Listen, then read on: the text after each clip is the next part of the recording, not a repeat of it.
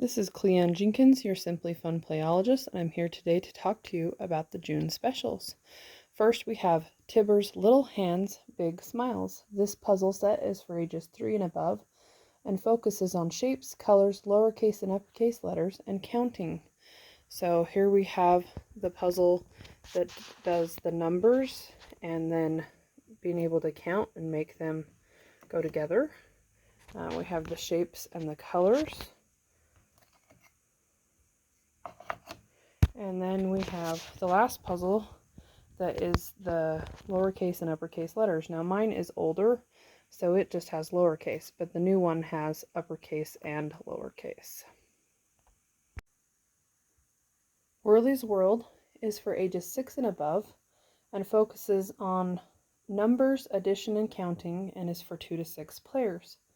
For this game, what you're going to do is you're going to roll the dice, and then you're going to add up your points. So here 4 plus 2 is 6, so I'm going to move my token or my snail to 6, and I've landed on the Whirly's token space. So for those, you have to come up with a W word that has not been said by another player. So I could do walrus or world or whale, and if you do one that somebody has not already said, you earn a Whirly's token. These are important because when you get to the end of the game, you either have to roll exactly or pay 3 Whirly's tokens to get to the end space. If you land on a purple flower, you draw one of these odd cards, and then you'll do something like this. Count the trowels and the buckets on the game board. If you count an odd number, move ahead 7. So then I would come and count all the trowels and the buckets and see what number I'd get to. Or if you land on a yellow one, then you get to pick an even card, and it's something like this. If your age is an even number, move ahead 2. So for me, I am 38, so then I would move ahead 2. So that one is lots of fun.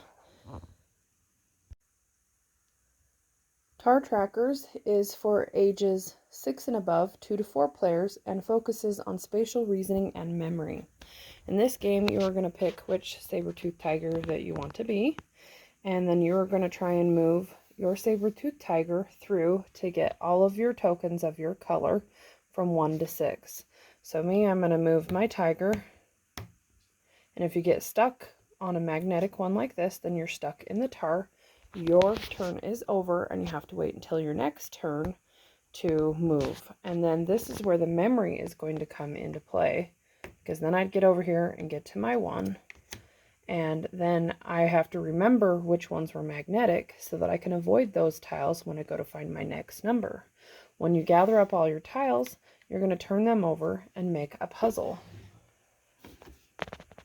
And the first one to be able to put their puzzle together, collect all their tokens and put their puzzles together, is who will win.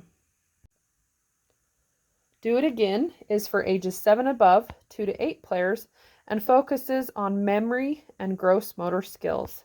So for this game, you're going to take the little pawn, and you have to move it as many spaces as you have the number here. So I'd move it and go 1, 2, and then whatever player that it lands in front of, they have to turn over this card, and then they have to add this into the action sequence. So this they have to remember by memory. So if I was this player, these are the actions I'd be doing. So I'd have to moo like a cow, hop on 1 foot, give a thumbs up, bark like a dog, and then flex my arm muscles. But the catch is that these stay turned over, and you have to remember and use your memory to remember what the sequence is. Then you add yours to the end, and then you move the pawn however many spaces it is here to the next person's turn. Some of the cards will say no action, but most of them you're just trying to add on to the sequence and do it with your memory. And so this game was so much fun. My family laughed so much, and it was just so much fun. Ancient Finds is for ages 8 and above, 2 to 5 players, and focuses on addition and predicting. For this game, you are going to roll your 3 dice, and then you're trying to add them to your discovery cards here and see if any will match.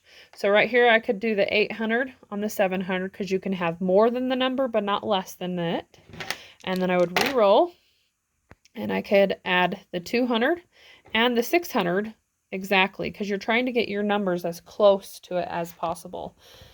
If you roll the exact amount, then you get the treasure and the artifacts on the top. If you roll one that's not the exact amount, right here where I've got 800 instead of 700, you get the amount on the bottom. And so then it'd be the next person's turn.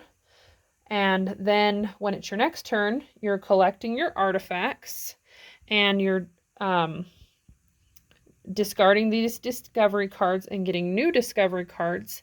And then you can use your artifacts to hire archaeologists or to purchase bonus sites that you can put down here that'll give you more discovery cards that gives you a chance to get more treasure and artifacts. And the person who ends up with the most artifacts and treasure is who will win. So this is lots of fun.